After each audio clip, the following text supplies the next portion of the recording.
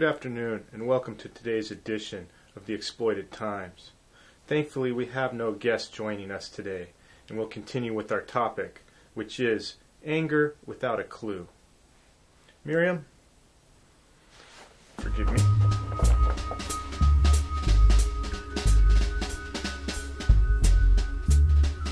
Now, the protesters have had it with corporate greed and other injustices. But do they really even know what to be mad about?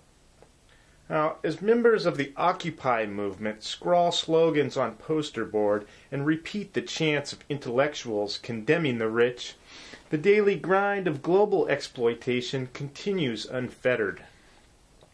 The human race, wealthy bankers and poor activists alike, continues to expand wholly unaddressed by either faction. The life resources needed by both the activists and the bankers, such as food, water, and fuel, continue to be unavailable for a greater number of humans today than yesterday. Now, exploitation is the only system the human race has ever known. Extracting whatever it can get as fast as it can get is the de facto biological raison d'etre for this species. Only in the twilight of proliferation can luxuries of construct, such as political ideology and economic theory, appear. These are the manifest of a species no longer burdened by the necessity of survival, a species with enough free time on its hands to explore the cognitive power of the mind.